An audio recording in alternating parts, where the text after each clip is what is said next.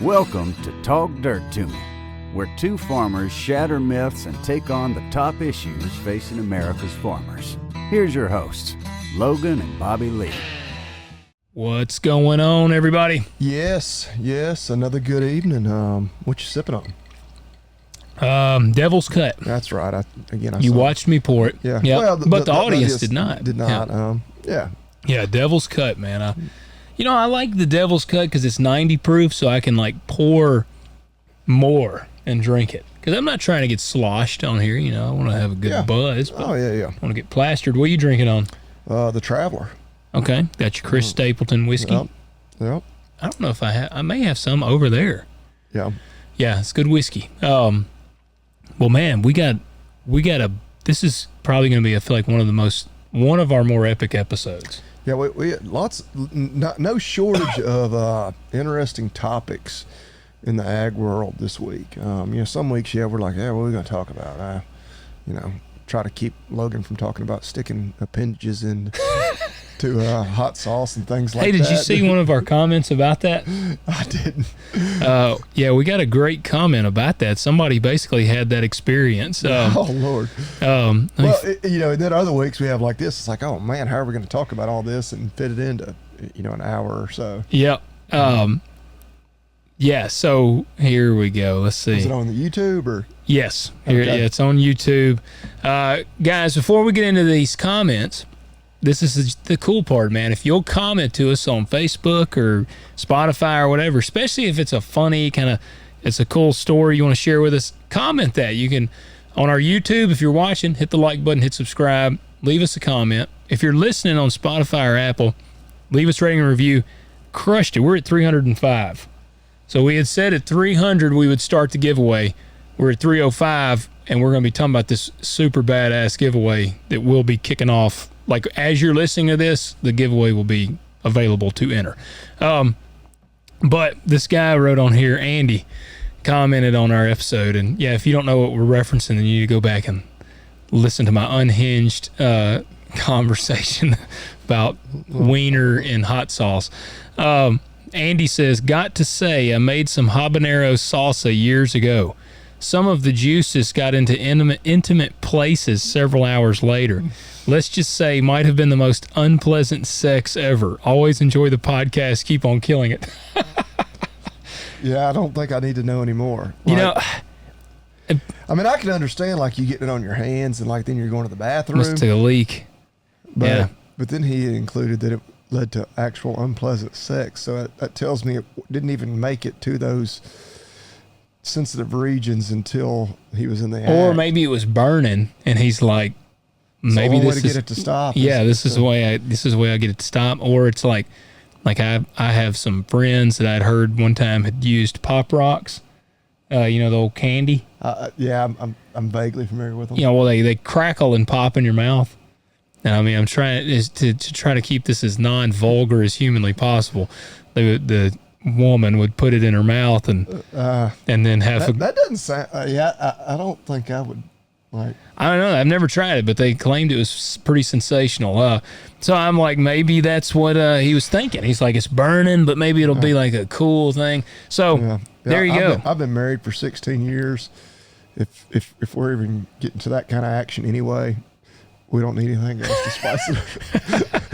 That's rare enough as it is. Andy, they literally spiced it up. That must have been in high school, early 20s when that kind of thing is commonplace. And you're like, how do we spice it up a little more? Let's put Pop Rocks. Oh, no. Actually, these were older people. Oh, wow. Yeah, they would have been in their 50s. See,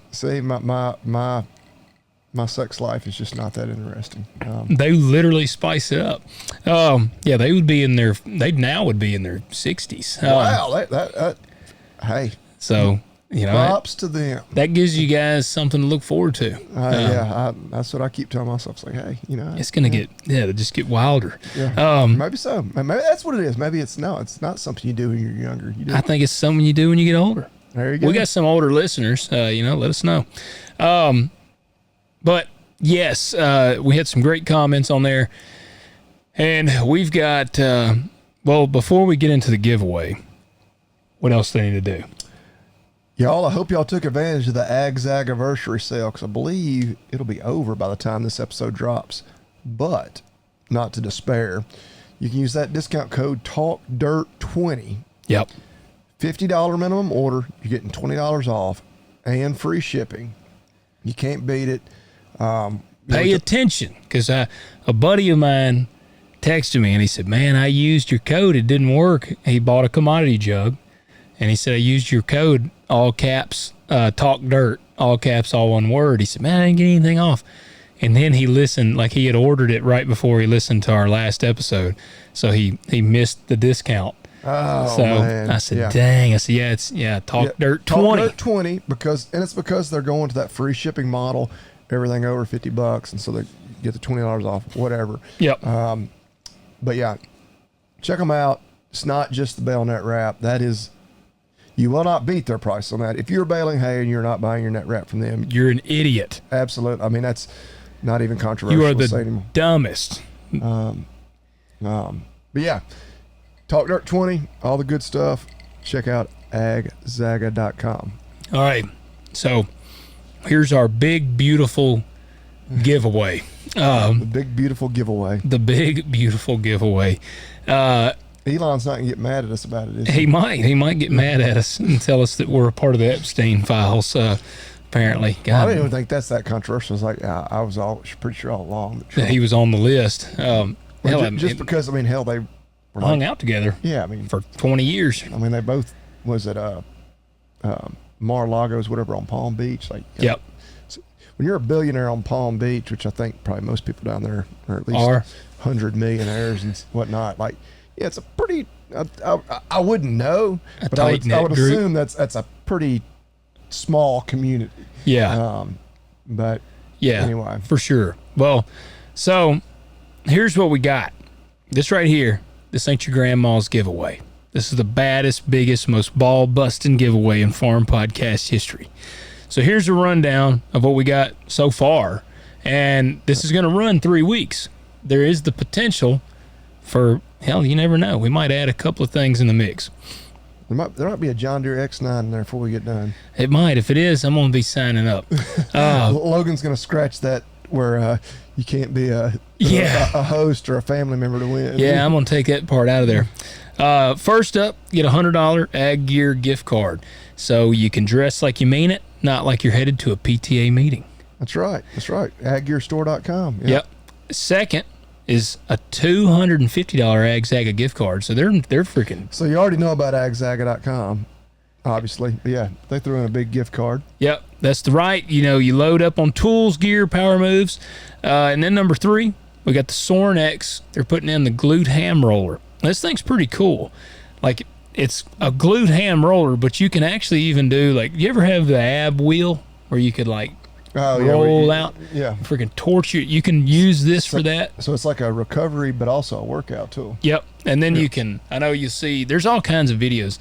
You lay on your back and put it on your feet. You can roll out. That's how you hit your hams and glutes and all that. So Bert, of course, was a guest, about 8 or 10 episodes ago? Yeah. Maybe not even that long. Yeah. Yeah, and Sorinex throwing that in the mix, made in USA. Hell, it's about a $200 implement. So badass piece of machinery or equipment. And then we got the Field Ethos, the thick midget mug. Just love the name of that one. And this is like a badass little mug. I was about to say that it's. So it's just a smaller version of theirs. It's like the tin mug. Yeah, because it's like copper looking. Yeah, I don't have one. Because, what's the value on that? Those suckers. It was $135. Yeah, this ain't just like coffee, a ceramic coffee mug. No. You could literally, you could do like old Cliff and Once Upon a Time in Hollywood. Yes, you could probably beat a man to death. Somebody to death with this mug. Yes. And how cool would it be to beat someone to death with the thick midget mug? Assuming they're a bad person, obviously. Yes. Don't use this on your spouse or anything like that.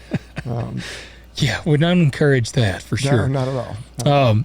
Then we got Tacticalories coming in.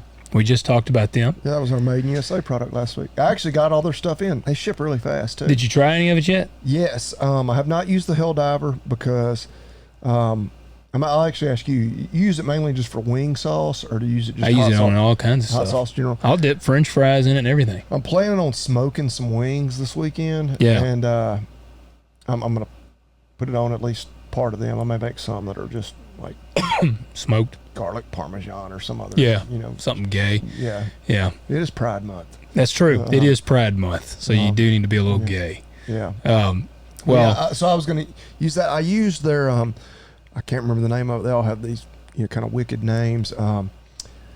It's a pork rub. We had pork chops last night. It was really good. Yeah. Well, and seeing the cool thing with Tacticalories, it's like fresh herbs and stuff they use. I don't know. You can tell a difference. Yeah. I'm not just pumping them up. And then I used one of their other ones on some vegetables last night. We had, I'm trying to remember. Yeah, we had steaks last night. We had pork chops the night before. I've been grilling every night. Nice. But I always have some like grilled vegetables, and I used one of their seasonings on my vegetables last night. Gotcha. Yeah. Well, they're throwing in a pack. It's called the what do they call it? The summer grilling kit. It's going to come with some seasonings, some sauces, and it comes with a grill basket that's made in USA. And it's about $150 a value as well. See, this is what I get for ordering while we were recording, because I didn't even realize they had all that extra stuff. Really? I'm trying to sit here and record a podcast, but I'm like, I got to order their stuff. Yeah. Because damn, I wish I would have ordered some of that. Yeah. I just need to go back online and do some more. Well, I want to give a shout out to each company that's helped us out. We got AgGear, and they're badass. We wear their stuff all the time. If you see us, Bobby Lee does have a sweet shirt on right now, but this is actually Retro Rifle, which is I have so many of their shirts. They're a great company too, but AgGear, badass company. They're steadily coming out with cool patterns. Agzaga, you know about Agzaga. We've been talking about how awesome they are forever. And then Sorinex, they're literally made in USA. Bobby Lee ought to even have a special sweet spot for them because they grind their teeth in Knoxville. That was one of their starting points. Yeah. They equipped the University of Tennessee strength and conditioning program. Yep. And I do want to mention on Tacticalories, like I was talking to my buddy over there, and they've got a new thing that's coming out. And so he was like, I asked him, I said, man, is there any, what you got? So they got candy apple whiskey barbecue sauce.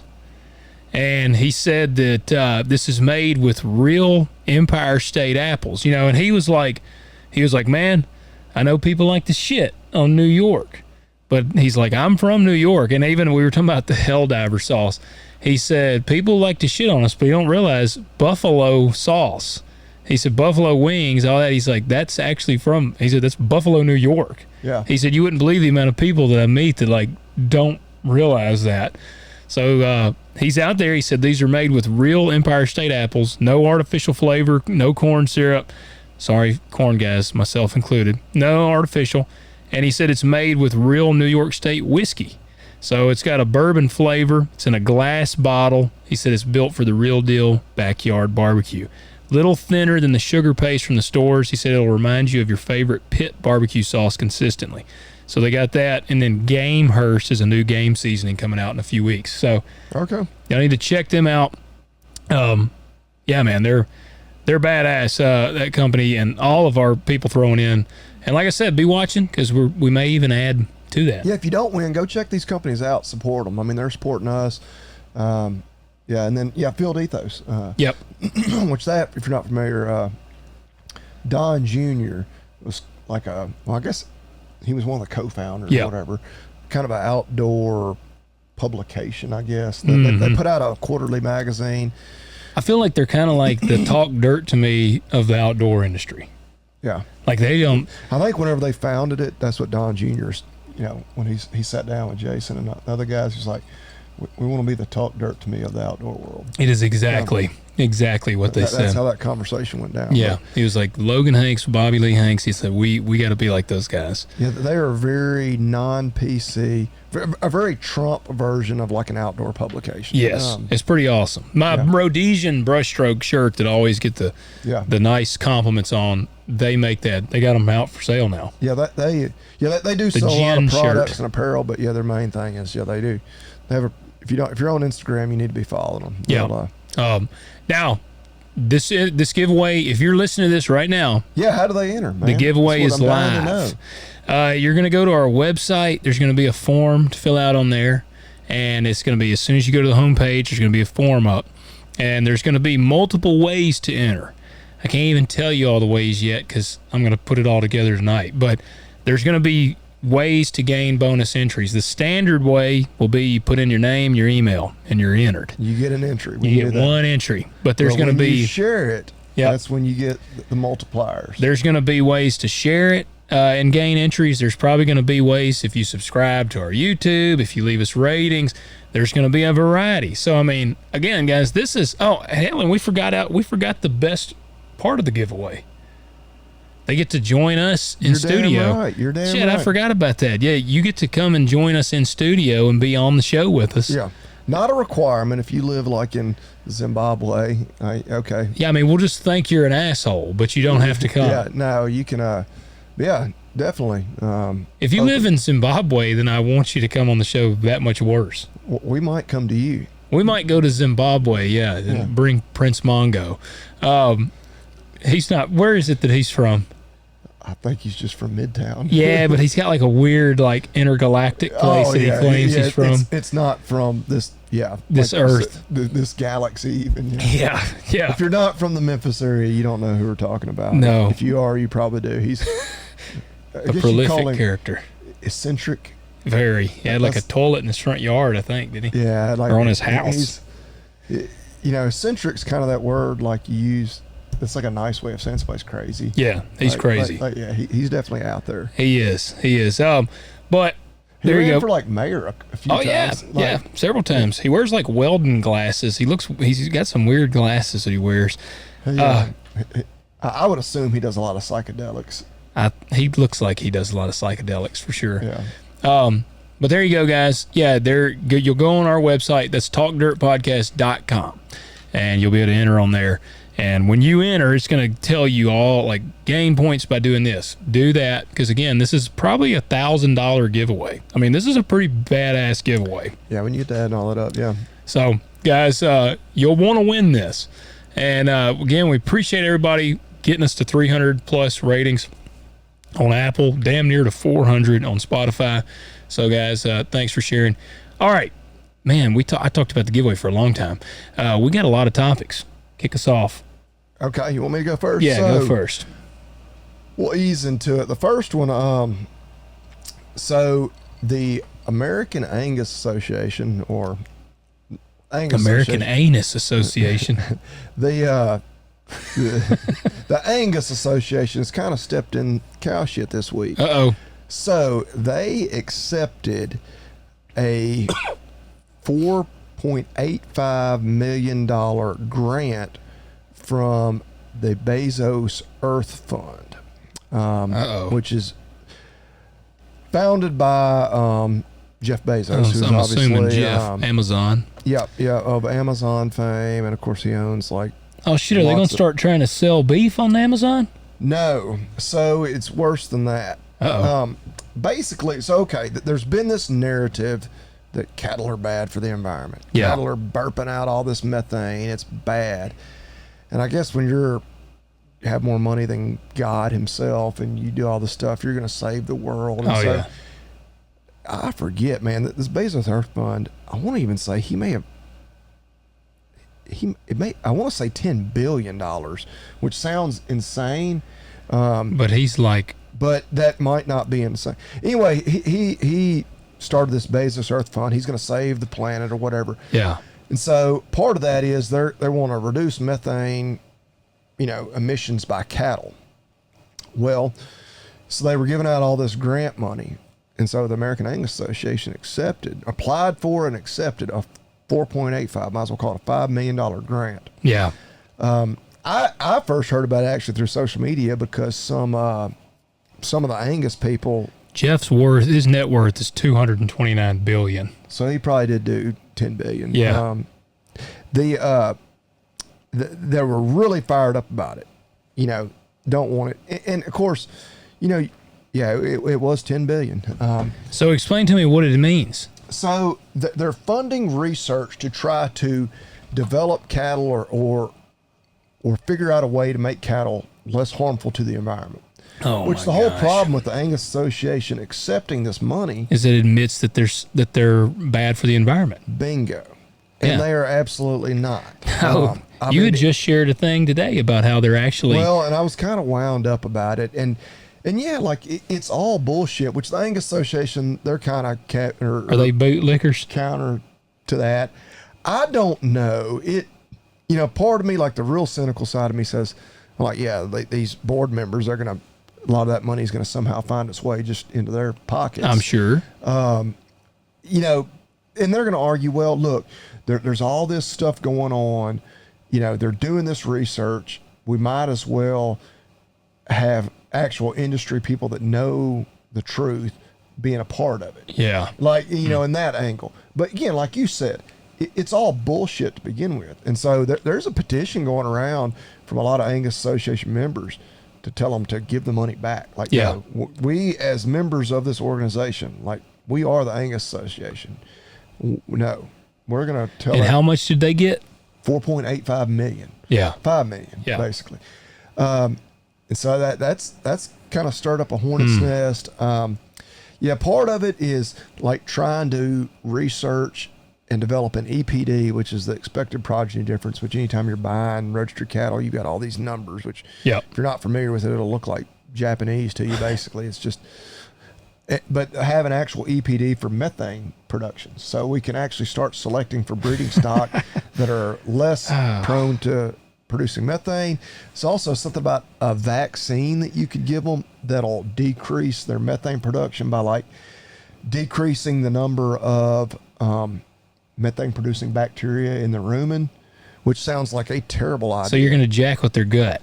Well, and part of me, I look at that and I say, okay, all right, if you're a Christian like ourselves and probably most of you out there listening, most of the people in the cattle world, you believe, we were created by a divine being, the big man upstairs who pretty much knew exactly what he was doing. Yeah.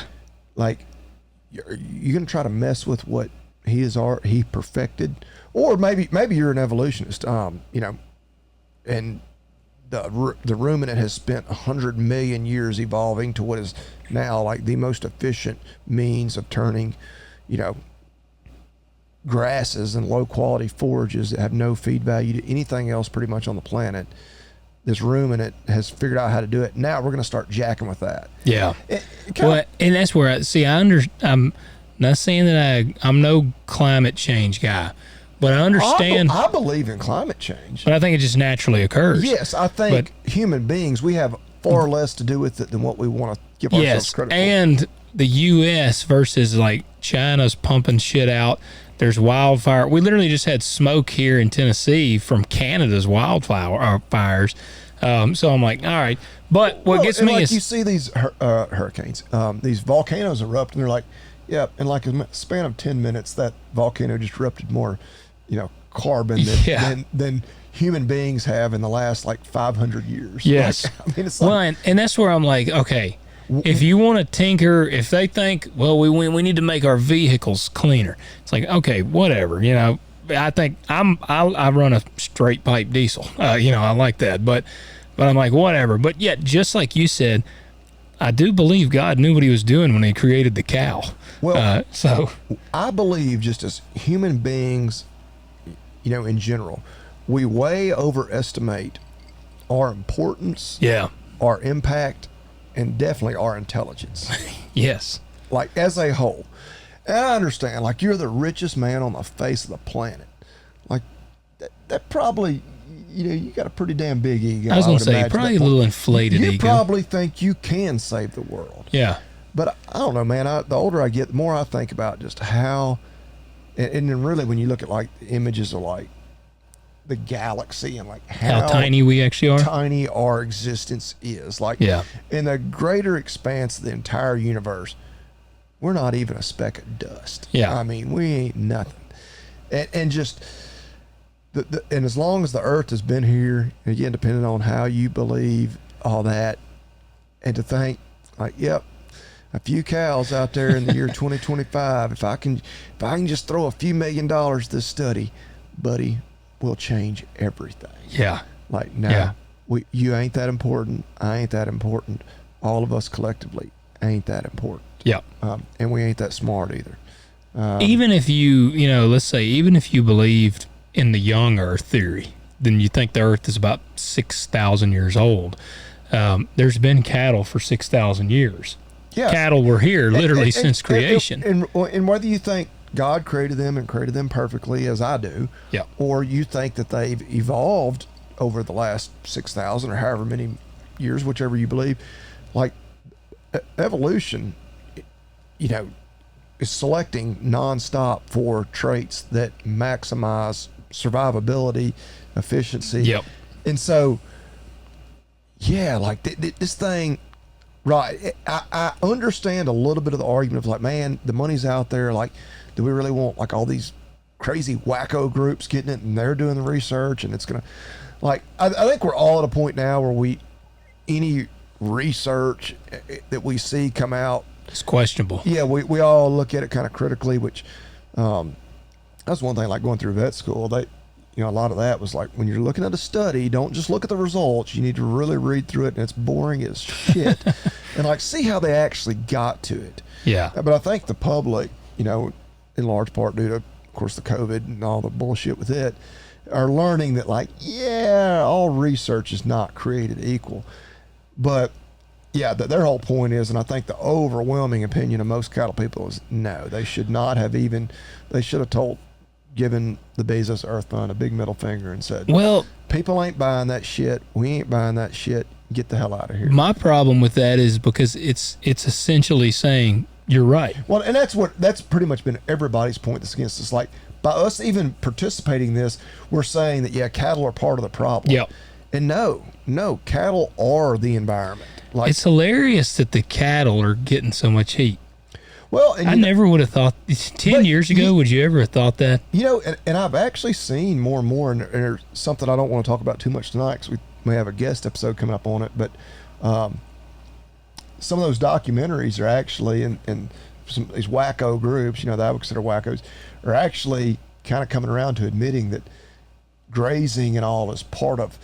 It's very carbon negative or carbon neutral at the worst. It's part of the cycle, the regenerative cycle. Well, and I actually dug into it a little bit. Methane does not last very long. Yeah. When a cow burps off methane, that methane is broken down within 12 years. Like it does not last forever. Like carbon dioxide lasts a lot longer. Yeah. But the beautiful thing about carbon dioxide is plants breathe. I mean, literally, you learn that like 5th grade biology. Plants need carbon dioxide.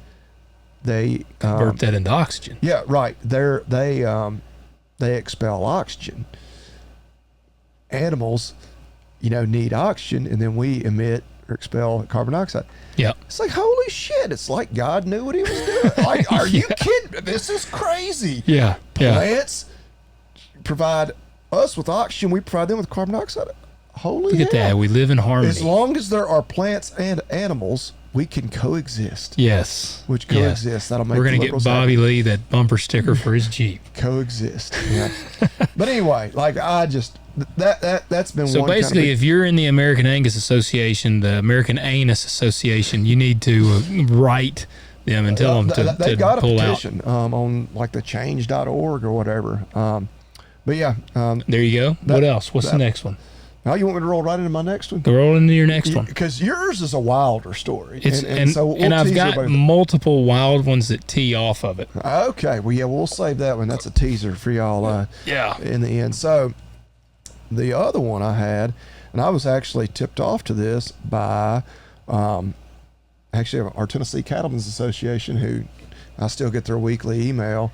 Even after you told them to go to hell?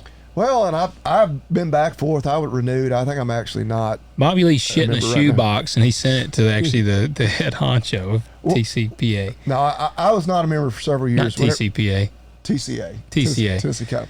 Then whenever they opposed the mandatory EID, because I told them I had to talk with the executive vice president. I was like, if y'all will stand up to the NCBA and oppose this, I'm going to renew. My check will be in the mail. That's right, Bobby, because they opposed. So Bobby Lee had to call them and was like, don't open that box that you just got in the mail. Yeah. Well, no, they did that. And then they like gave the caveat of like, well, it's bullshit. And I was like, all right, now I'm regretting. I'm going to. He's like, damn it, I wish I hadn't told him not to open that box. I'm going to stop payment on that check. But anyway, I still get their weekly email. So, and their weekly email is basically an NCBA newsletter because they're an NCBA. You've never seen the movie Seven, have you? I don't guess so. It's got Brad Pitt and Morgan Freeman. Next time you get like if your wife and kids go out of town, because it's definitely not family friendly, you need to watch this movie. It's badass. Seven. It's about the 7 deadly sins, a serial killer, and that's what he's doing. And I just thought of I just imagined the scene, the like TCA guy in the box has arrived, because at the end of the movie, there's this movie came out in the 90s. Like, if you're like, don't tell us, which I'll keep it vague because you need to watch it. But Brad Pitt, there's this box, and you don't know what's in it, and you know it's bad. And Morgan Freeman has done looked in there, and he's like, don't look in the box. And Brad Pitt's like, what's in the box? And he's like, don't look in the box. And he's like, what's in the box? And I'm just imagining that's the TCA guy. Like, maybe the UPS driver caught a whiff of what you had in the box, and he's like, don't look in the box. And the TCA guy's like, I got to know what's in the box. So there you go. There's your 7 take on Bobby Lee shitting in a shoebox and sending it to the whatever he would be, director of the TCA. Yeah. So I got the email, that I get from them, and I still open it up and read it because, I mean, there is sometimes some useful stuff in there. But they were basically ripping on a piece of legislation that has been introduced by Senator Mike Lee. I believe he is. Okay. Mike Lee. Yeah, a Republican from Utah. He's proposed legislation. I'll read just the first couple sentences here. To protect American agricultural producers and cut government waste by enforcing transparency in farm checkoff programs. Which, I mean, hey. That sounds good. Here's his quote. America's farmers are being ripped off by federal checkoff programs that take farmers' money and then play favorites with who they serve. Is he talking about the beef checkoff? Specifically, I don't think it's going to just look at the beef checkoff, but that's, of course, the one I'm most familiar with. Yeah. And it's called the Opportunities for Fairness in Farming, so OFF Act. The OFF Act. Yeah. I like their acronyms. It's got to have it's got to roll well. Which the NCBA, if I can find where they talked about it in the email, I was like, whoa, yeah.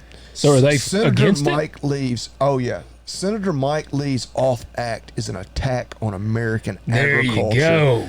Well, the reason they're pissed off is beef checkoff. For those of you that aren't familiar, anytime you buy or anytime you sell cattle, I guess it's on the seller. Anyway, Yeah. buy or sell, the beef checkoff, you're obligated to pay in $1 per head. Yeah. So when I take cattle to the sale barn, they automatically take it out of my check. My gross sales or, whatever, that's they take out their commission, of course, and whatnot. Then they take out $1 for the national beef checkoff. Then your state usually have beef checkoff too. I believe in Tennessee we have a 50 cents. So every time I sell an animal, $1.50. But you're thinking, yeah, right now, I've got some 800-pound steers that are worth about $2,500 a piece. What's $1.50? Yeah. Well, but What you think of the volume? well, the issue is it is a tax, and it's my money that I'm then paying into this. Well, then what's wrong with them using this money? Because that's what funds the beef. It's what's for dinner. Yeah. Dun dun dun. Sam Elliott. Sam Elliott, Yeah. voicing it over, and all that cool stuff you used to see on TV promoting beef. You don't see that no more. Well, you don't, and that's one issue. But the other issue is I don't sell beef. Yeah. I mean, I do sell a little, but primarily I'm selling cattle, and the NCBA gets the lion's share of that money. Something like 70% of the NCBA's annual budget is from The beef checkoff. Wow. Dang. Wow. Somewhere around $26 million. I was trying to find different numbers, and So every state is taking $1 to NCBA. It ain't just Tennessee. oh no, nationwide, anywhere you sell cattle, $1 comes out and goes Okay. to NCBA doesn't get every 100% of it. They get a bunch of it. Yeah. I mean, and it's hugely important, everything they do. About half of it actually then goes to pay salaries at NCBA. Oh. And again, I was getting this from a bunch of different sources. I know one group that's kind of a watchdog group that's really hard on them. The CEO and the CFO and the NCBA both make nearly $500,000. Well, that seems a bit excessive. That's $1 million right there. But yeah, the point of it is it's not voluntary. Like we're required to do it. Actually, if I sold you cattle, I am technically then required to get out my checkbook. Say I sold Logan 20 cows. They write him $20 check to send into the National Beef Checkoff. And then I guess I would be obligated also to send money to the State Beef Checkoff. And it is wild because I sell some cattle direct to other people. Most of them I sell through a sale barn, so it's automatically taken out. That's another thing. They require the sale barns to do it. Yeah. Because That's otherwise shit. nobody would do it, because I won't admit to doing it or not doing it because I'm not sure how legally binding it is. Yeah. But I'll get a damn email from them like, are you fucking kidding me? How did they even know I sold cattle? Oh, when you sell, like if you were to sell like just to an individual? And it's wild how it's not every time, but like, and sometimes I've had online listings, and I don't know if they're literally like watching, and then like whenever you like mark some as sold, like they're like, have some poor gal down in. Have you ever tried to respond and be like, kiss my ass?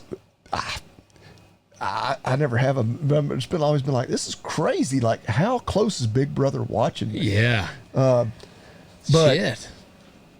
Mike Rounds, and this has been we're not the first people to talk about this, like the beef checkoff funds.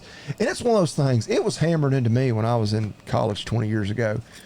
For every dollar you put into the beef checkoff, it adds, $13 of value to your animals when you sell them. So it's well worth it. And I think when it was first developed, and I don't remember what year the checkoff started. This was probably true back when I was being preached this in college in the early 2000s. Like, it is well worth it. Like, yeah. And I kind of drank the Kool-Aid. I was like, yeah, we need to be doing this. They're using this money to run these ads and promote beef at the grocery stores. Well, the NCBA has slowly become kind of corrupted, and they're much more beholden to the meat packers. Yes. And we've discussed this many times. So we're giving money to an organization, involuntarily having to give money to this organization, that is then using that money to lobby, in many cases, against the cattlemen. They are staunchly against mandatory country of origin labeling, which we know would help the American rancher. They've been strongly opposed to the Prime Act, the Cattle Price Discovery and Transparency Act. Anytime there's legislation put up that could help the cattlemen get more fairness in pricing, but would potentially be a little bit detrimental to the meat packer, the NCBA is going to come out, with strongly against it. So it started in 1985. Okay, that's when the checkoff started. It was initiated under the Beef Promotion and Research Act, part of the 85 Farm Bill. It said legislation, it officially took operation in 1986, with the $1 per head assessment. And then in 1988, a national referendum was held among cattle producers with 79% voting in favor of making it mandatory. Oh, yeah. No, and it was one of those things, it's like anything, the longer it goes, the worse it gets. Well, and there's just so much money, and it gets corrupted. Like the NRA. Yeah, I mean, it's Wayne LaPierre was making like $600,000 a year. Well, and they would call me for $10 a month all the time. Yeah, right, exactly. Drive me crazy. And it, it's one of those things where, on the surface, like, it's a great idea, but, and I've heard, so the Cattlemen's Beef Board, I believe, kind of, they may control where the money then gets divvied out. Yeah. And I've heard other people in the industry have been like, all right, rather than us just, burn this thing to the ground, how about we get in there and fix it? And numerous people have said, like, ain't no fixing it. It is so damn corrupt. And the NCBA, for all it's worth, and they do some good stuff every now and then, that they are just, they've gotten to be so powerful. And what's frustrating is it's not through membership dollars necessarily. It's through this money that we don't even have a choice, that we have to give them, essentially. Yeah. Because they get it all. And of course, there's a process where how it gets divvied out, but there's so many bureaucratic layers in there. They're pretty well insulated against it ever becoming an issue. But yep. And that's why they're, probably the only way to get it corrected is something like legislature, unfortunately, because generally I don't think the government fixes much of anything. That is the one area where old Booker, he surprises me. Well, he's one of the co-authors. Gotcha. And they'll use that against it too. They'll be like, look, Democrats are in favor. well, two big name ones, Spartacus and Pocahontas, are both co-authors. But two gays. They're like, we got two gays on this bill. it's Pride Month, baby. If you vote for it, you're a gay. But that's pretty much what the NCBA will say. Like, look, Elizabeth Warren and Cory Booker are on this. We have to fight it tooth and nail. But Mike Forget about him Lee and being I Spartacus. believe Rand Paul may have been the other Oh co-authors. man, if Rand's on it, then it's Rand's he's solid. And look, as much as I, am going to disagree with most things that the Democrats say, We need to find being some common ground. bipartisan on some of these issues and like having a common goal of like, yeah, this shit has been way corrupted. I would look at it the other way. Like, even Cory Booker and Elizabeth Warren are recognizing that this is bullshit. Hell, Cory Booker don't even eat meat, but again, they'll use that to be like, well, he's a vegan and he's in favor of this. That means this is going to be bad for beef. Well, it ought to be bad for the meat packers. It won't be bad for the cattle producers. Yep. But anyway, that was the other big one that shout out to Tennessee Cattlemen's Association who put that in their newsletter, and you will be getting more shit in the shoebox from Bobby Lee. They just won't be getting another membership check from me for a while, and I hate it because there's some state cattlemen's associations that'll actually stand up to the NCBA and be like, no, we know we're an affiliate, but we disagree with some of the bullshit y'all are doing. But not the TCA. Those folks, if you want to join a badass group, then you need to join RCAF and then U.S. Cattlemen's. Yeah, those are two that I am a member of. I appreciate the RCAF. The old dude will do the updates. Oh, Bill Bullard. Yeah. Well, and actually, he's basically like, the NCBA's fags. It's pretty much like, if too long didn't listen, yeah. Anyway, no, he's a good dude. But RCAF and U.S. Cattlemen's Association, believe it or not, are in favor of the Off Act. Okay, I thought you were about to say they were on board. No, they're 100% like, yes, this is a good deal. NCBA is like, no, this asshole, we can't be having this. It's going to take all our money away from us. Isn't it frustrating that, like, what's frustrating is the NCBA is billed, and they will label themselves as they are the voice of the cattlemen. They are the biggest group of cattle producers in the country, whatever. Like, no. I think I saw a statistic where I think they currently have like 25,000 members, which actually would account to only about 3% of the U.S. cattle producers. But I've heard some people also say that if you have ever been a member, they still count you, and so which would include me. Hell, I've been a member before. I was a member 10 years ago. Yeah. I was when we finished the Master Beef class. I had a membership. Oh yeah, well, and they bait you into doing that shit. The quality checkoff and everything. When you go through the Tennessee, pretty much anything through UT Extension with cattle, like Tennessee Cattlemen's Association, right there, like, oh, you should just be a TCA member. Then if you're a TCA member, then you will automatically get. And it's not even like, please join the NCBA. It looks like it's an invoice basically they're sending you. Yeah. This is your invoice for membership. I'm like, I'm not a member. I hadn't been a member in 10 years. No, it's pretty much like, here's what you owe us. Sign up. When really it's just trying to get you to renew your membership. Like, hell no, all you sons of bitches. Like, but it's so deceptive. Like, which, again, a lot of that money that they get goes to them having this huge office, and these people that are like, oh yeah, let's do this for our membership renewal forms. It'll look like, it kind of scares you into doing it. Unsuspecting people will be like, oh hell, I got to pay this bill. Well, no, it's not a bill at all. See, if you were like me, you just don't pay bills, and then you don't have to worry about it. Don't pay any bills. Yes, until you get like those phone calls where it's like, your funds will be seized, and so it's like, oh shit, I'm gonna go in here and pay this bill. I got a damn text today. I almost deleted it. I was like, no, I'm just gonna keep it. It's got to be a scam. Tennessee Department of Vehicles. And then they say DMV, and I'm like, well, y'all didn't even put the M in there.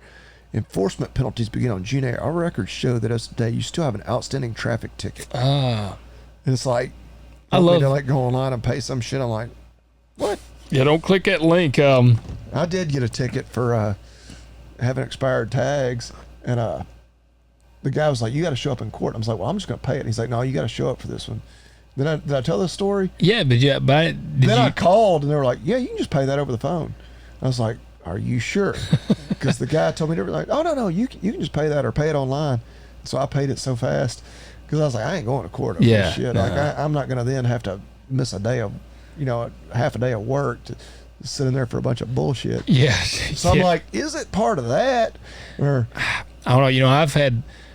I've gotten several of the red light tickets, like the cameras. I've always heard you don't pay those. I don't pay them. I've never paid one. Marcy's got. They're not even enforceable. No, there's no officer. There's no officer to show up. I mean, and so I don't pay them. I bet I've gotten 4 in my lifetime, and I'm gonna try to get one now. Well, I kind of take a little enjoyment out of it. It's like when they have the little robot out there checking radar. Yeah. It's like, see how high of a score you can get. I go faster.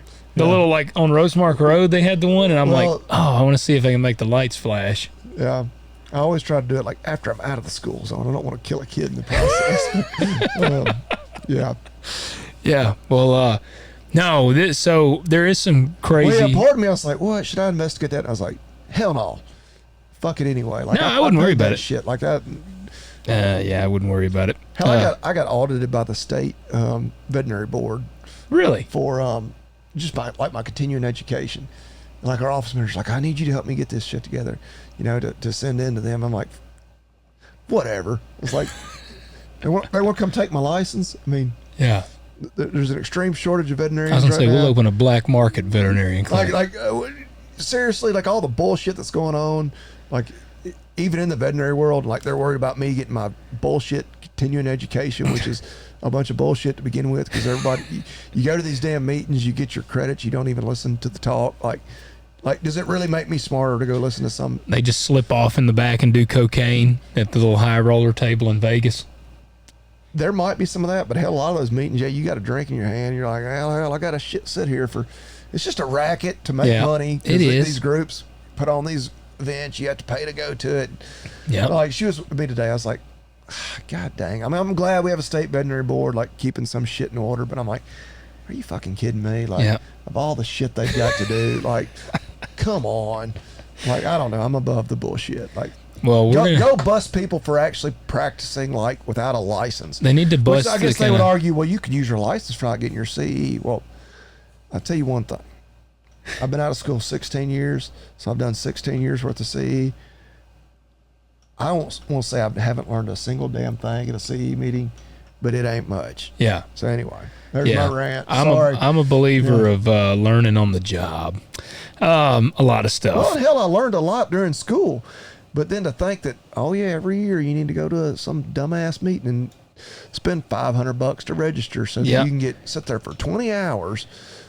I really do. I think by just doing your job, you're learning. That's like when I was machining. The best machinist had been machinist forever. That's what I tell you too. Like your first year out of vet school, you learn as much as you did in your 4 years out of vet school. But another thing, in Tennessee, I think we can do half of our 20 hours online. Well, and I hope they don't stop that. But so you can do 10 hours. I can do 10 hours of online CE in about 20 minutes. Oh, really?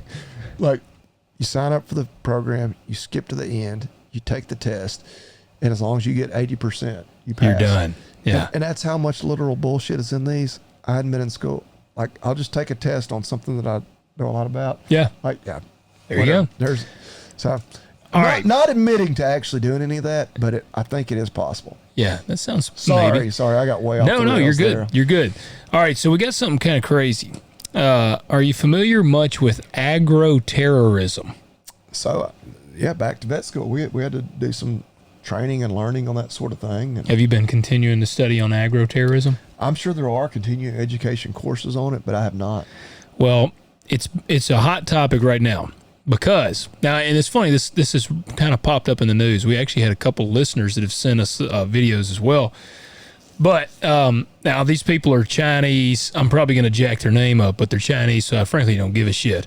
Back in July of 2024, Zunyang Liu, a researcher from Zhejiang University, was intercepted at Detroit Metropolitan Airport, attempting to smuggle samples of Fusarium graminearum concealed in his luggage. He intended to study the fungus at the University of Michigan, where his girlfriend, Youngking Jen, was employed. Now, somebody listening may be like, well, what's the big deal? It doesn't sound like that big of a deal. It's fungus. What's that going to do?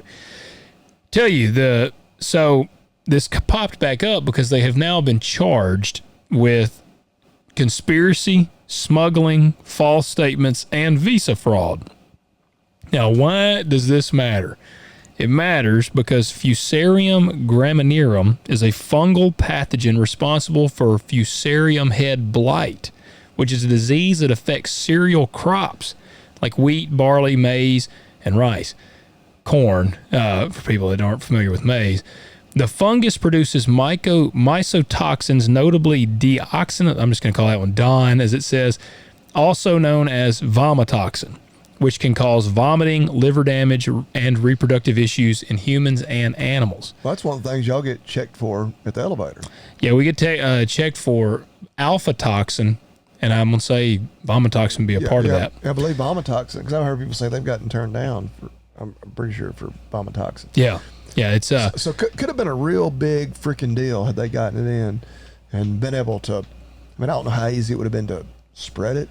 Yeah, well, that's what here I've got a breakdown kind of the economic implication.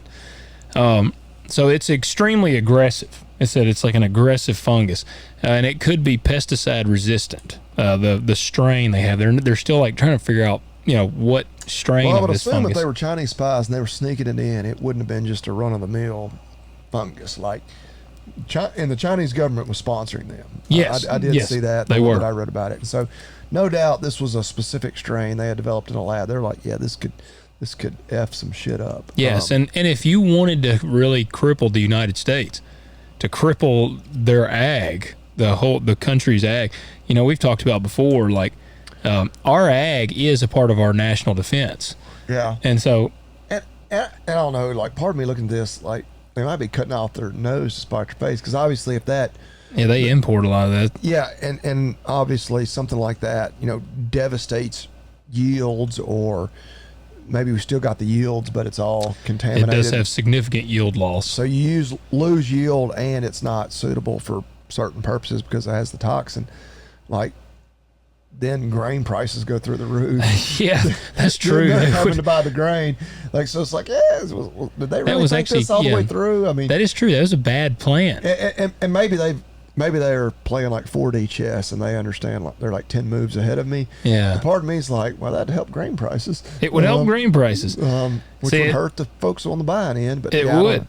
And that's what it said. Farmers, the big thing would be the infected crops suffer significant yield. Jokes on you, assholes. We already produce too much anyway. Yes. Now our yields are going to be damaged to the point where we only produce what we need.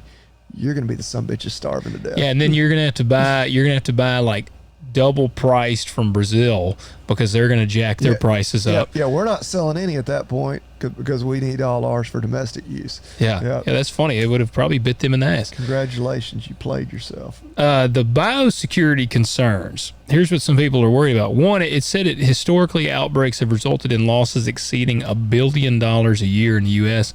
On that, the biosecurity concerns. It says the unauthorized import and handling of such a pathogen raised serious concern. The lack of proper permits. The University of Michigan lab lacked the necessary federal authorization to handle this pathogen. And then the fungus is considered a potential agroterrorism weapon due to its capacity to devastate crops and produce harmful toxins. So the FBI views this incident as part of a broader effort to infiltrate U.S. institutions and target critical infrastructure, or ag. Man, and there are so many directions I could go with this.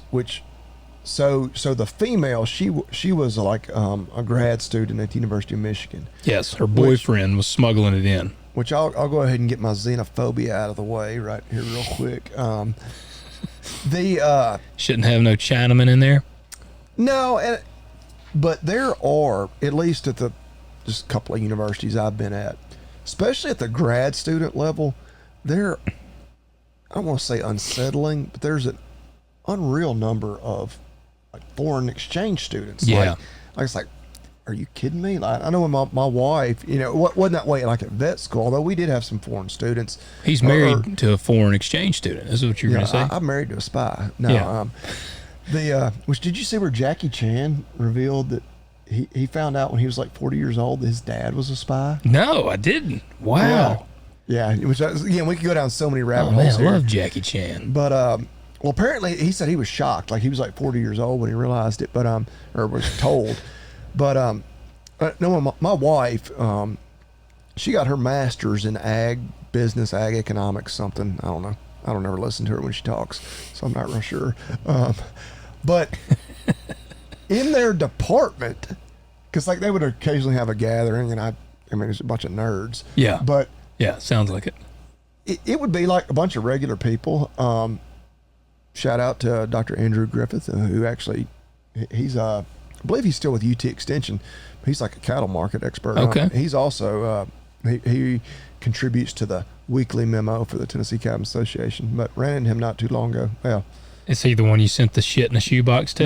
No. Like he's not directly. I think he works for like, I don't know if it's still UT Extension or what, but no, he does not work directly for the TCA.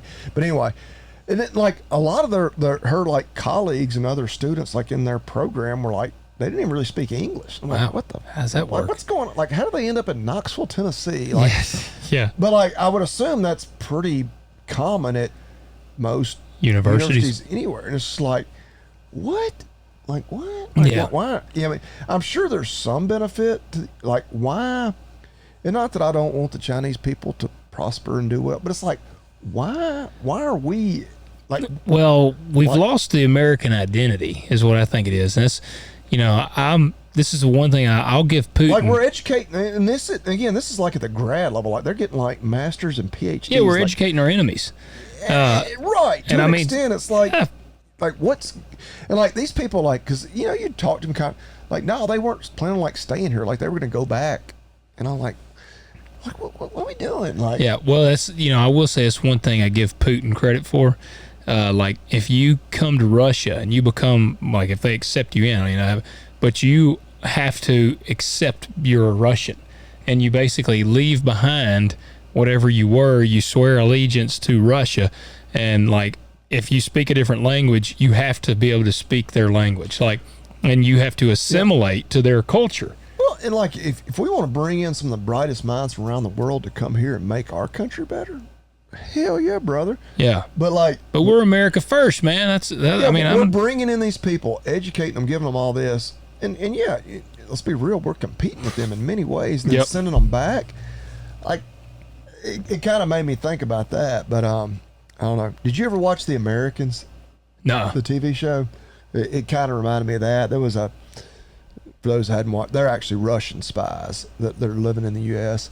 and it's pretty good. I need to go back and finish it because I don't think I ever finished the whole series. But there's at one point where they're like involved in a little bit of agro-tourism or terrorism, not tourism. They got them a nice little farm store. Yeah, but and then it turns out like they were like killing these people because again they were KGB but living in the U.S. pretending to be Americans. And then it turned out the people that like they were like trying to off weren't like developing pathogens to decimate like wheat in Russia like they thought they were. They were actually trying to help solve problems. Yeah. Like, oh shit. Which of course there's a lot of layers and drama and stuff to the movie like that. Like, oh no, we killed all these people unnecessarily. But it kind of vaguely reminded me of that because they need to kill these people. That's what I got to thinking today. I was like, you know, really, if you come here and you commit an act like that, yeah, you should kill you. Well, and I don't know, you know, like how they're protected because they're not U.S. citizens. But I assume they've got a lot of protections. That's why we don't bring, like a lot of people end up going to Guantanamo Bay because we don't have to follow all the same guidelines. Yeah. But yeah, you're right. You know, if you commit an act of like legitimate terrorism, then I think you should be killed.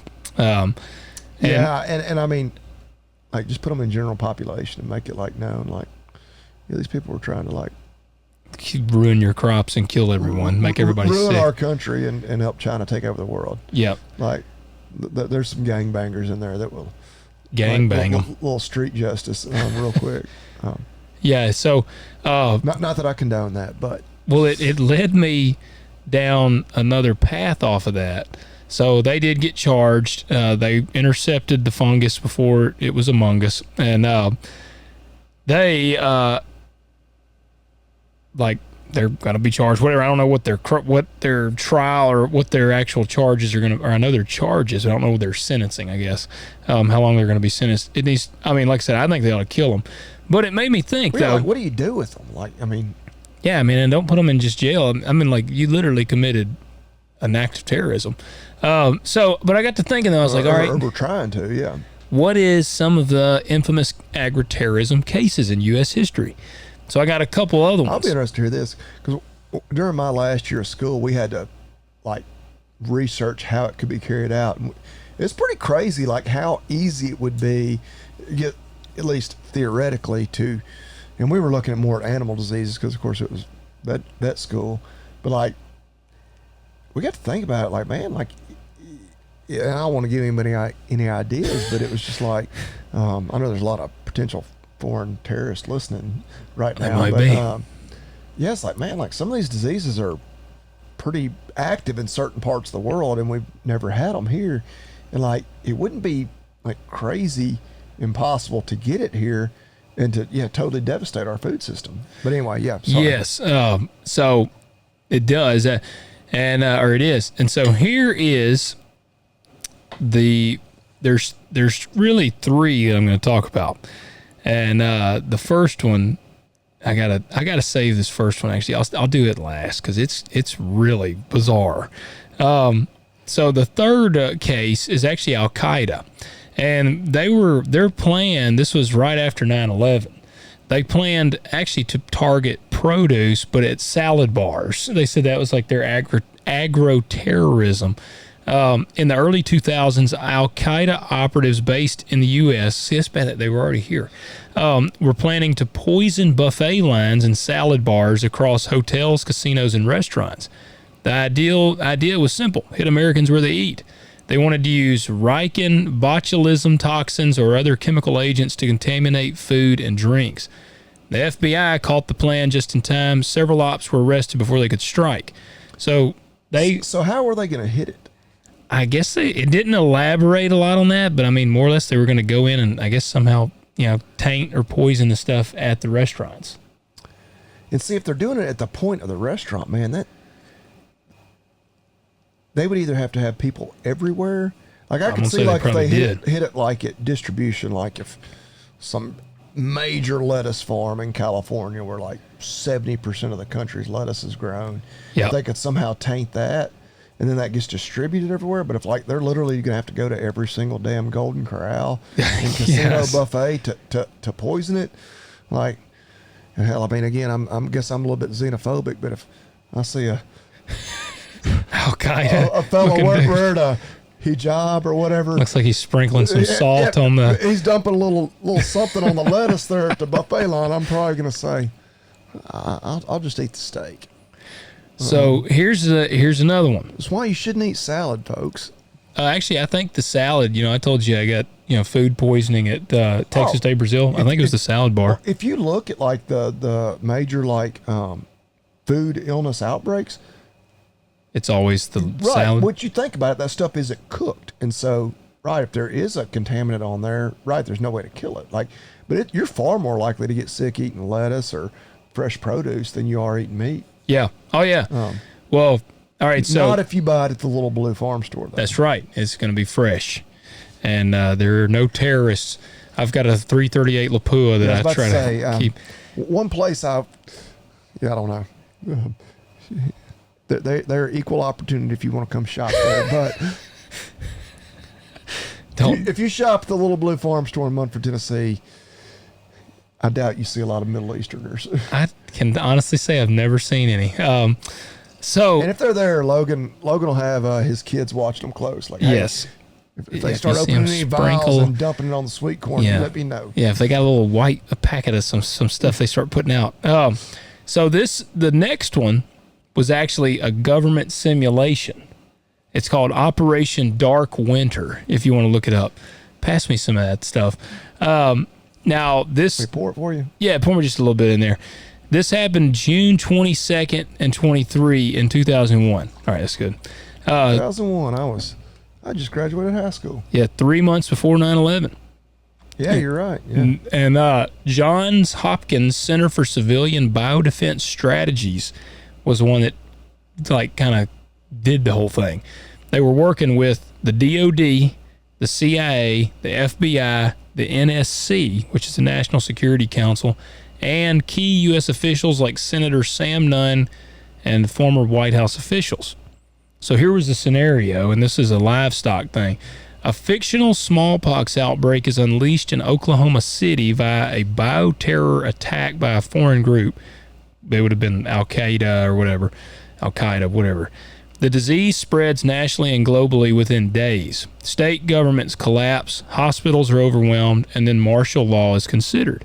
But here's the kicker. The real hidden warning was that the virus might have been delivered through livestock or food using routes easily accessible to foreign operatives. Now, why? See, and this was actually like the government was saying, how easy would it be for a terror attack to take place with our livestock and our kind of agriculture sector? And so it says, why is it tied to agroterrorism? Dark Winter didn't simulate only human biological terrorism. It exposed how America's food systems are wide open, how ag could be used as a delivery system for disease, how foreign biolabs or researchers could introduce pathogens, and how public panic over food supply would cause total social breakdown. And that one is so true, because we saw that shit over toilet paper. So I'm like, yeah. And so what it did was it led directly to the creation of the Department of Homeland Security, the National Bio and Agro Defense Facility, and then greater funding for the FBI, the FBI's WMD and Agroterrorism Unit. Did you know FBI has an Agroterrorism Unit? I'm not surprised. Yeah. Yeah, they got it. Now, I thought that was just pretty crazy. You know, they didn't actually kill them or introduce this. It was kind of like, I'm not exactly sure how they did it. Okay, well, here, I kind of got some of it. It just simulated a smallpox outbreak caused by the attack. It was designed to test government response, coordination, media control, and national security. So it was crazy. Now, let me get to the big one here. This did create, we actually have quite a few agroterrorism units now. And before I share the last one, I'll share some of these. Ethos is like one of them. It's called Animal and Plant Health Inspection Service. It's a division of the USDA. These are boots on the ground ag agents checking for invasive species, diseases, and illegal plant animal imports at ports of entry. These are all things like, you know, we talk about people wanting to get into ag, and like there's all kinds of places to get into. Shit, you could even get into this kind of, like, if you were like, fuck, I want to be in the agro-terrorism world. Shit. Like, it does sound awesome. You're working for the fucking government. You are, and I mean, and it'd probably be. And like right now, like working for the FBI and like Kash Patel, and again, I let my political biases come in here.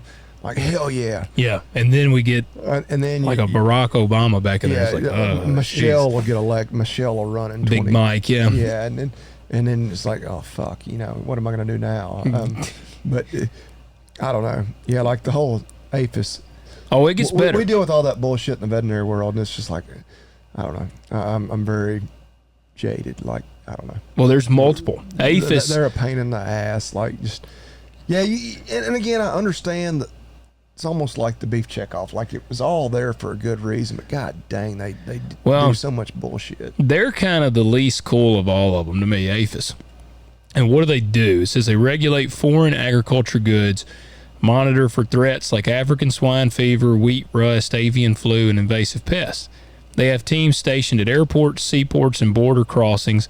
They're the TSA of food and ag, which is not I wouldn't want to be called the TSA of food and ag. So they're fat slobs that half-ass their job and just harass you at ports of entry. Yes. Again, that's the public perception of it. I would like to believe that they take their job very serious and they're very good at what they do. Who they're knows? Protecting all of us. And when we lay our heads down on our pillows at night, we wake up the next day with safe food because of them.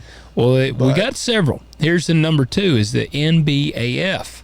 This is America's biodefense fortress. So this is pretty cool. I'd like to see this place. It's located in Manhattan, Kansas. The National Bio and Agro Defense Facility is a $1.25 billion high-security research lab designed to study livestock diseases that could threaten U.S. herds, develop vaccines and emergency responses, and replace the aging Plum Island lab, which couldn't handle certain high-risk pathogens.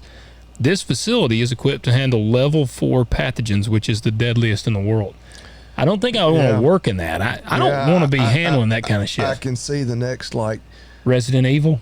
Yeah, I was about to say, there needs to be a movie about, like, terrorists, like, breaking into that lab and, like, releasing some disease. It's kind of making me... It's giving some Devil's Hand vibes, Jack Carr's book. Yeah. Oh, yeah. No, like, this like, part of me...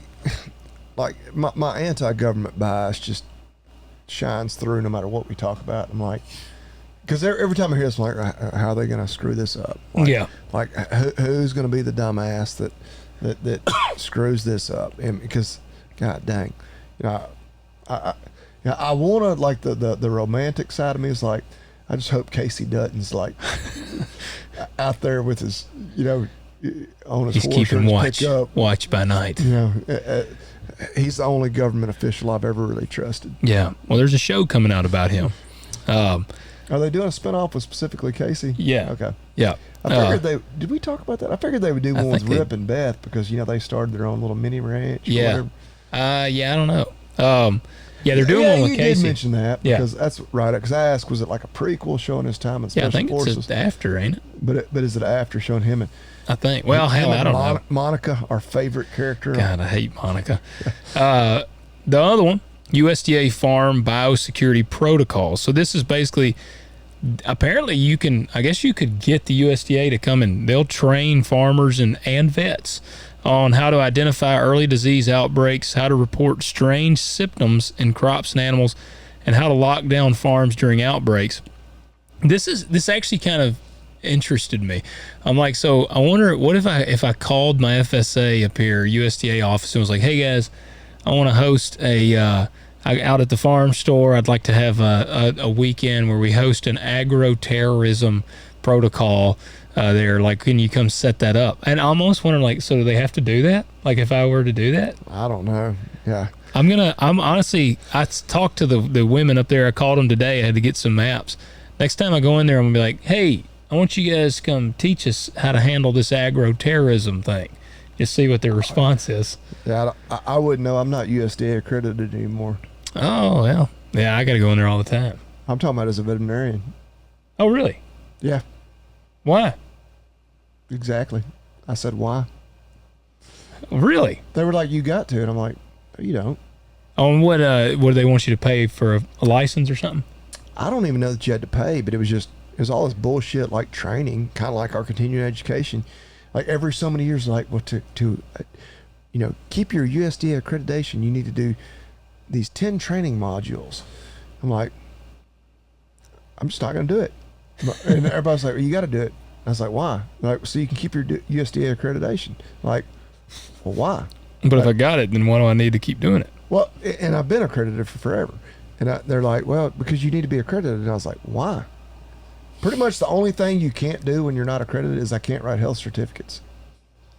You know what is the biggest bullshit pain in the ass that you ever do as a veterinarian? A health certificate? Write a health certificate. Yeah. And I know people are like, well, you should do that as a service to your clients. But now the beautiful thing is, whenever somebody needs a health certificate, because it's not a big deal if you're traveling just from state to state, but when people are going international, oh, God dang. So now you don't have to do that. I get stomach ulcers whenever people be like, we're getting ready to move to Japan. Can you help us write a health certificate for my dog? Now I'm like, I can't, but I know somebody who can. Call your brother in there? It's my little brother. Oh, man. Because it's about 47,000 T's to cross and I's to dot, and you better not mess up one of them. That's hilarious. And I'm going to charge you like $175 to do it. Yeah. And it's going to, yeah. That's like, hilarious. There's no amount of money that can make international health certificates worth it. And they're like, you can't just give up your accreditation. I was like, watch me. Like, I mean, what is it? But anyway, I'm sorry. There you go. There you go. Bobby Lee's just getting all feisty tonight. I'm very on a real anti-government. It's the anniversary of the Killdozer. It is. I've just been in that mood all week. Yep, rightfully so. The next one is the FBI's Agroterrorism Unit, the WMD division, which is the Weapons of Mass Destruction and Directorate. Part of that And is that right there puts a agroterrorism. bad taste in my mouth. Because That it's the FBI. What? No, the whole WMD. Oh yeah, because they don't exist. Well, we were lied to about that for forever. Yeah. Well, they monitor biological smuggling.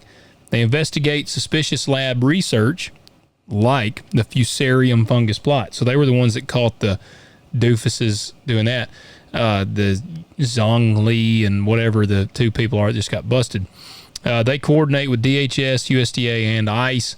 They also work with universities and private companies to detect any unauthorized foreign influence in ag research. So they're pretty tight in there. The last one is the FASSP, which is Food and Agriculture Sector Specific Plan. This is the National Defense Plan for the food system created by DHS, and it works with private ag companies, farmers and ranchers, federal agencies, and local governments. It covers everything from supply chain disruptions to food processing cyber attacks to deliberate contamination events. So we got all those things in there. I've built up the hype. So here's the most bizarre agritourism case documented in the United States. This happened in Oregon, which is kind of fitting. Happened in 1984. Oh man, George Orwell. Yeah, and that's what it's like. Not George. This isn't George's. And it's about the Rajneesh bioterror attack in Oregon. The salad bar sabotage. The salad bar sabotage. See that see, I feel more and more validated that, and I'll eat a little salad now, but for the first 20 years of my life, I would not eat lettuce, and that was basically like my survival instinct telling me, don't eat the lettuce. You would have voted in this election.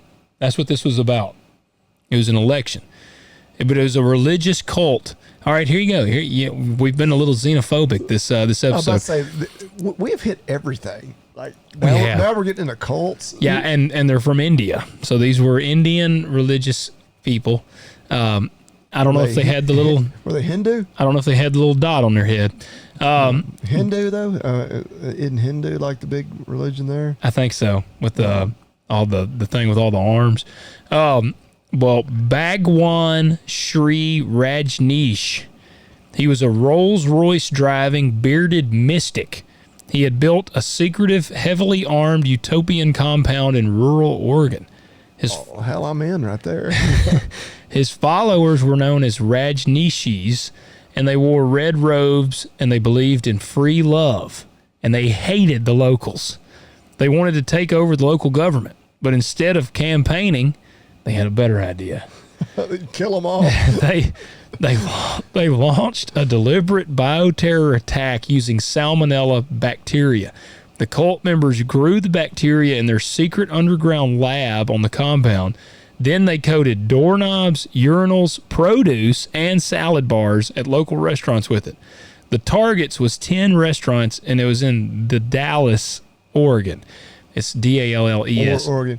All this crazy shit always happens out there. That's what I'm saying. It's so fitting. Like Idaho, Oregon, like California. Like yes. Wow. What happened? Well, that's because people here, they would have to contaminate like fried fish and stuff, and it's probably harder to do that. Yeah. So what happened was they had 751 people get violently ill, like shitting and barfing everywhere. Dozens were hospitalized. Some almost died. The town fell into chaos, and the local government election. They were trying to win this election. So they were trying to keep people from going to vote, so they made them shit and puke themselves to death. And so the local government election was almost rigged by sickening all the other voters. But I guess it didn't work. People still showed up and voted. It is so bizarre because a cult weaponized a salad bar. They built a full biolab inside a remote Oregon commune, and they dressed in red robes while planning this like a Cold War op. So they tried to take over the town with bacteria. The bizarre bonus of it is they planned a second wave using more potent toxins like typhoid and Shigella, but were stopped. They had stockpiled automatic weapons, silencers, wiretaps, and dossiers on enemies. One of the female cult leaders fled the country and wasn't caught for 17 years. So, I thought that one was pretty crazy. There needs to be movies about this shit. Well, that's what when I read that, I'm like, that would make a crazy ass movie. Taylor Sheridan right now. he could put that. Oh man, as you're reading that, I'm like, this shit can't be true. Oh yeah, like, truth is stranger than fiction. It truly is. It could. I would assume, and like in my mind, I'm thinking she wasn't caught for 17 years. Like the CIA tracked her down and like some remote area of India, and like she had like a. I want to picture like some like CIA operative riding up on like a bicycle and pulling out a silenced, shooting her in the head, shooting her in the side of the head. Yeah, I don't know if he killed her. And being like, case closed. Yeah, finally, like he's been like haunted by this case not closing. Did anybody die in that deal? No. I know you said 751. Nope. Nobody died of it. So they just wanted them ill enough that they couldn't make it to the polls. Yeah, but now the next wave they increased the toxin, so I'm going to say there would have been deaths. Well, who knows if they were stopped before they got to that point. Maybe they were going to have a moment of enlightenment and be like, okay, yeah, we don't need to kill everybody. I don't know, man. Now maybe I have too much faith in humanity. The cult groups will get pretty radical, but hell, they'll kill themselves. Here, all right. So you've made me have to look this up now. Yeah, they will. So the chick that got caught, because now I was curious. I'm like, okay, so how did they catch her? And so it says her name was Ma Anand Sheila. And it says the twisted mastermind behind the 84 Rajneesh bioterror attack is just as wild as the crime itself. She was the head honcho. She was the cult leader. She was the ruthless, power-hungry second in command. And it said they stayed mostly silent and high on Valium. She ran the cult like a mob boss. In 1984, to take over local government, she masterminded a bioterror attack, so she came up with a plan, and they poisoned 751 people. So how did they catch her? After the poisoning, she kept pushing harder, forging ballots. They were damn determined to win this. It was probably like, what if it, it'd been funny if it was like a school board election or something, like, or an alderman. They say you can make the most, impact at your local level. Well, that's true. That's true. Yeah. Well, she was running surveillance on fellow cult members. People inside the cult started to get scared of her, and a few defected. The Rajneesh inner circle imploded. In 85, Bhagwan, which was the original, he was the head honcho, he turned on her publicly, accusing her of crimes on national TV and telling reporters she's a murderer. He said she was behind assassination plots, poisoning plans, and wiretapping hundreds of people inside the compound. She fled the country immediately to West Germany. Now, the FBI and INS got involved. With Bhagwan himself cooperating, feds started pulling apart the cult's records. They found the surveillance tapes, evidence of Salmonella lab. They also learned Sheila and her crew had tried to poison a judge, a county commissioner, and even each other. This just gets crazier. Sheila was tracked to West Germany. She was arrested by Interpol in October of 85, less than a month after fleeing the U.S. She was expedited back to the U.S., where she pleaded guilty. Extradited. Yeah. Back to the U.S., where she pleaded guilty to attempted murder, assault, wiretapping, immigration fraud, and food contamination. She got 20 years, but only served 39 months. So that's right. I thought it said it took her 17 years to catch her. It did. It must have had a different person on there. Let me see. Now I'm confused. Yeah, because I'm like, they caught her pretty quick. I mean, relatively speaking. That must have been let's see. I'm asking my chat GPT here. Asking the Terminator. Oh, it was, yes, the Terminator. Yeah, it says, great catch. Here's the clarification. She was not on the run for 17 years. So where did the 17 years? It says a different Rajneesh conspirator, Catherine Jane Stork, did evade capture until the early 2000s. Okay. So it says she was involved in a murder plot and fled to Germany and Australia before being extradited. So all the main people got rounded up pretty quickly. Yes. So yeah, that one's nuts, man. That is one I'm like, that could be a crazy movie. Yeah. I mean, damn, that's nuts. So all right, Taylor Sheridan, we'll help you out. Yeah, we just gave you the idea. We just want credit for putting you onto it. That's right.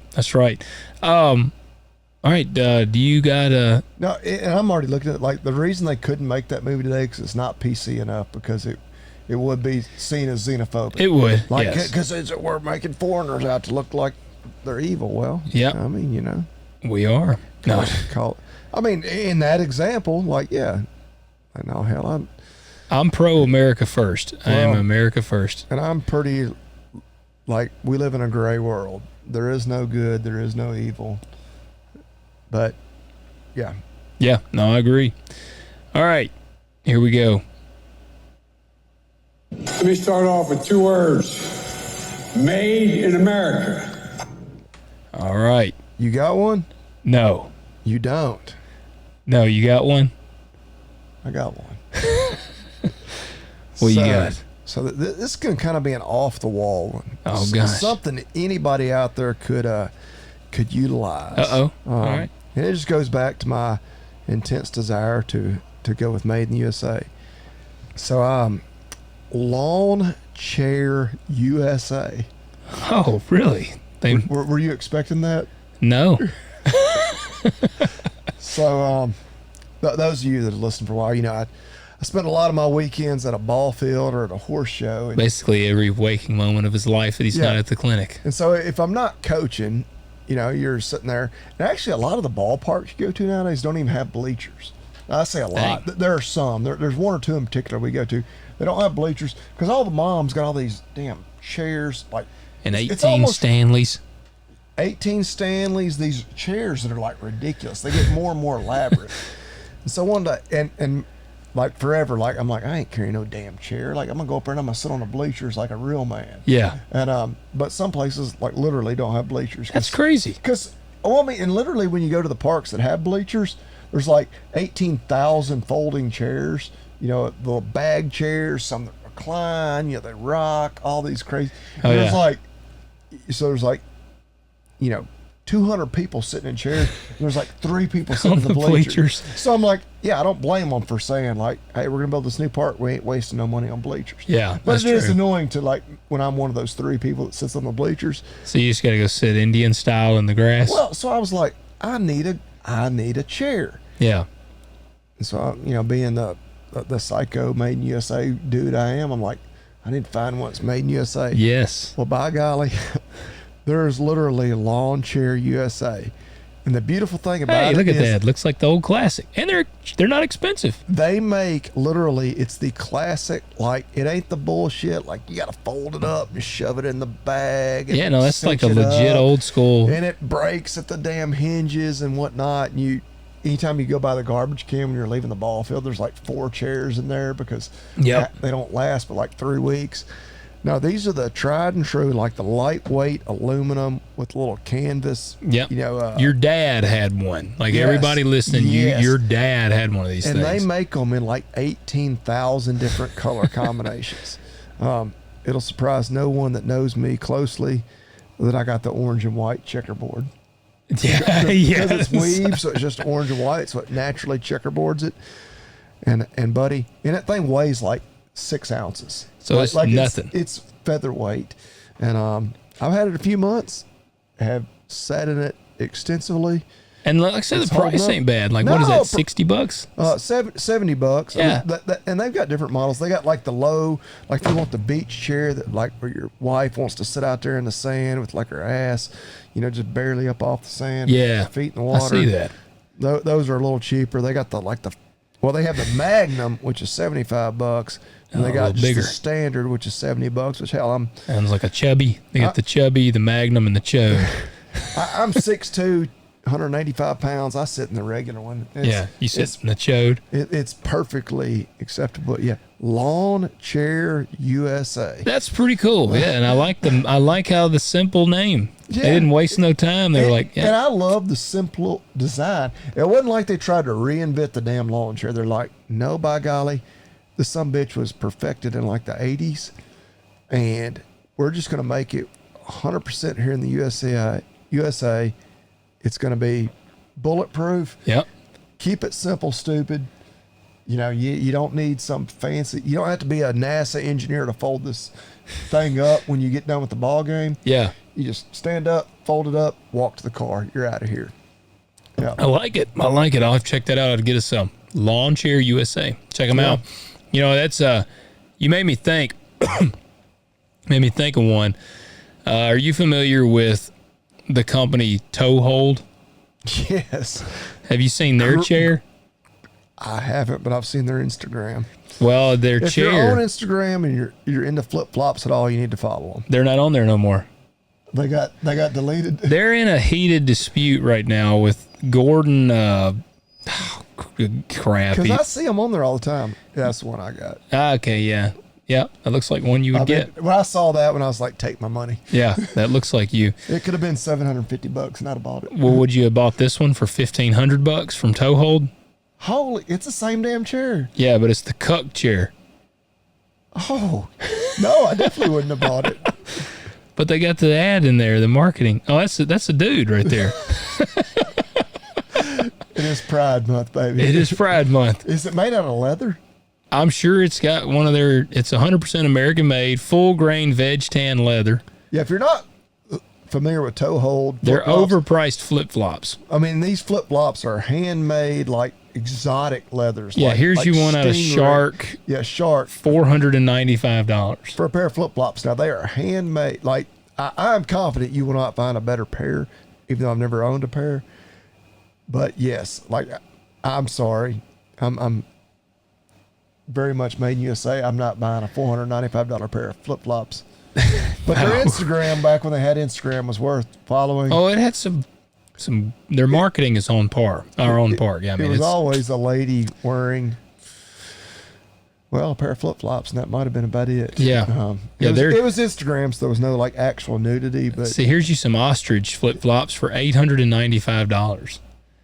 And those look awesome. Like I look at those and like, hell yeah, I want those. And I'm like, oh, never mind. Yeah, I just can't. I can't do it. I can't get into the. I don't wear flip flops. See, I love flip flops. Yeah. I say I love them. I don't wear them as often. I know some people just wear them nonstop. Hell, with farm and cows and everything else, just not safe a lot of times. But Yeah. well, like if I'm going to a ball game, like, yeah, I'll throw on flip flops. I'm going to the grocery store, I'll throw on flip flops.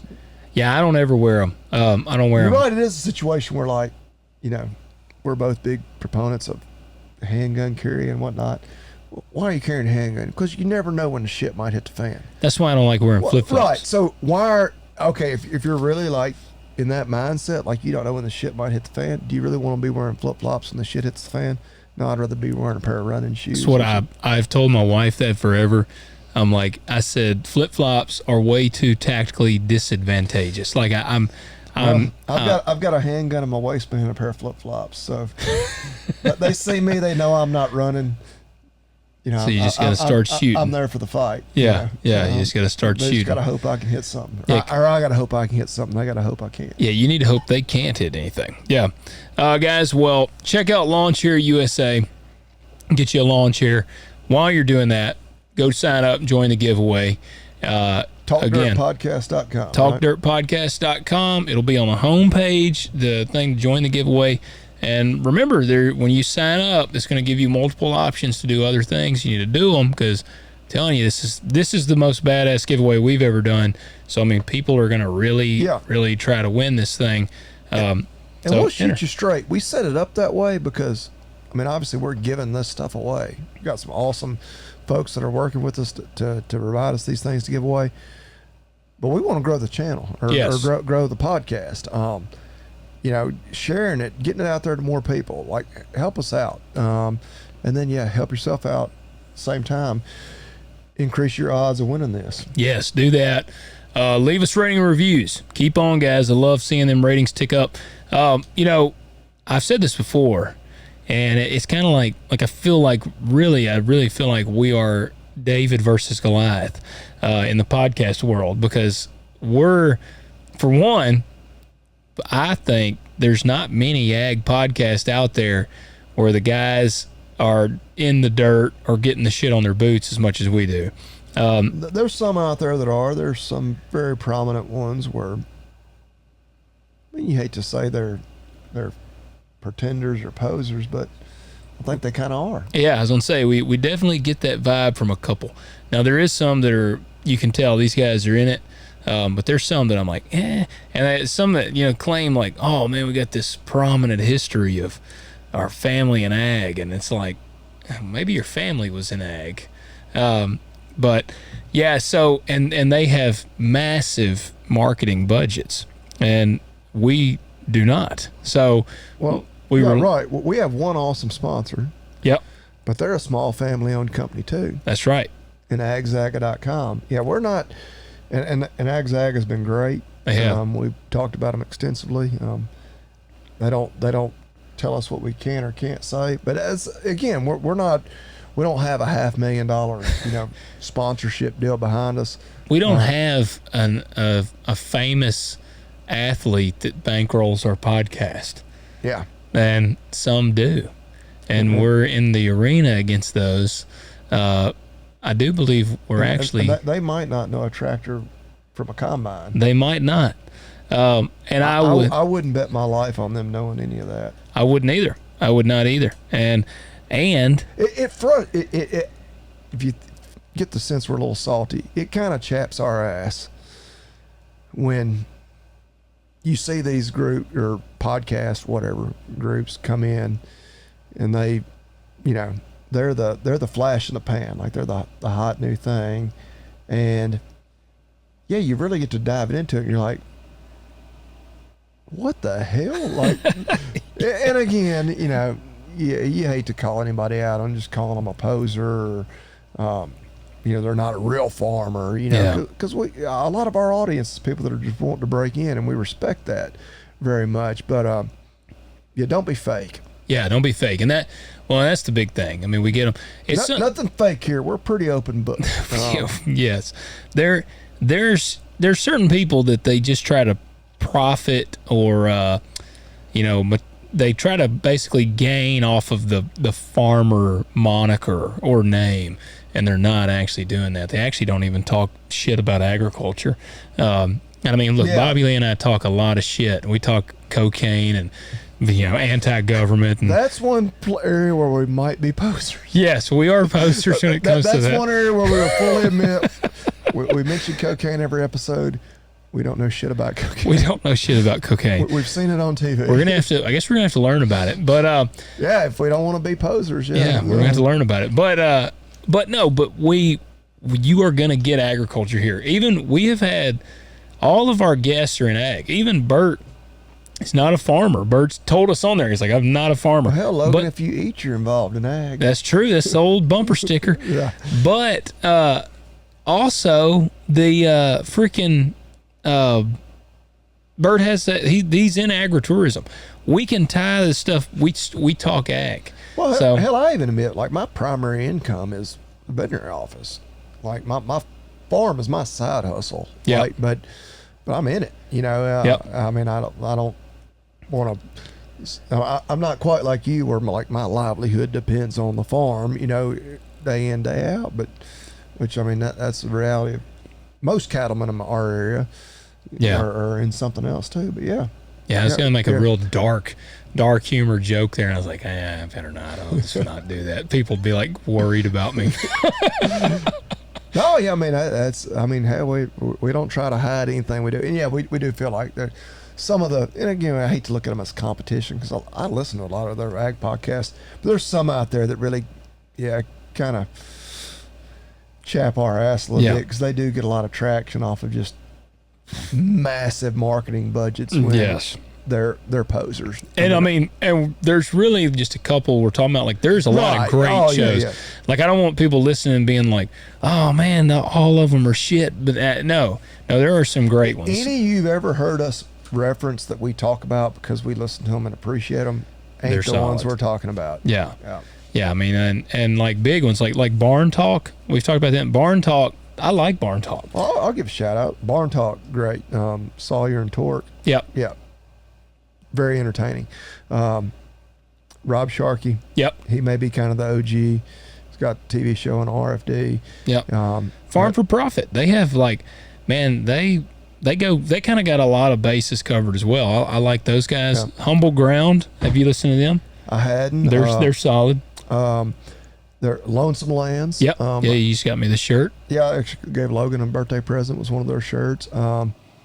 What's Tara and Natalie? Discover Ag. Discover Ag. Yep. They're really neat in the sense that they're like the pop culture of agriculture. Yep. Like they're doing something pretty different. You know what I mean? Like if I had to compare our show to another show, I would honestly compare it to Barn Talk. What show were you just a guest on? The Pioneer Mindset. That's good. Yeah, dude, Garrett, he's a good guy, man. It was a really good show. Yeah, there's a lot, and again, we couldn't, we'd be here for 8 hours trying to list every ag podcast.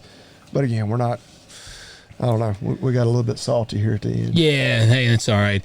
I mean, man, you know, I will tell you this. Message me directly on Instagram if you really know me, or email me or whatever, and I'll tell you which one we're calling. Yeah, if you want to know, I'll tell you. But hey, and one in particular that and they're really just blowing up. And they're either going to keep riding that, just, you know, I don't know what you call it, just all the marketing money they got behind them, or nobody will even remember them in 2 years from now. Well, I will say this. One of the two will happen. Hey, I'll tell you one cool thing about it. Spotify, and I've got the creator edition of Spotify to check our analytics of the podcast. And you said you couldn't see downloads. Right. And a bunch of people couldn't see them. I talked to several guys, they couldn't see them, but I could see downloads. I don't know what was going on, but if I pulled... Probably because you got that special status or whatever. I guess so. And I looked up this podcast, and this podcast we're referring to, we're beating the shit out of them. Wait, right, because, and again, I'll be honest, I've never even listened to one of their shows. They might be entertaining as hell, but I know from like their social media presence, they wouldn't know a combine from a tractor. Their guests definitely wouldn't. But you would, right, and they have a lot of non-ag guests. I'm like, what does that even have to do with ag? Like, yes. Why are the... And part of me, and I wouldn't be near as salty if they weren't trying to portray themselves as an ag podcast. Yes, you're not that's my whole problem. If they were like, you know, we're just going to be like a Joe Rogan, like whatever, just talk to different people. Hey, man, that's great. I love podcasts. Listen to a lot of them. Yeah. Yeah. We're being haters. We'll admit it. We are. It's okay. Every now and then it's okay. We shouldn't hate the player, hate the game. That's right. Well, we play for blood. We started a game that we intend to finish. That's right. So, guys. Our fight is with them. And we have it in us. So, go join the giveaway. Go to agzaga.com. Use that new code, TalkDirt20. That's right. Get you $20 off over $50 order. And, guys, leave us some ratings and reviews, and we will catch you next week. Yeah. Happy Pride Month, everybody. See ya.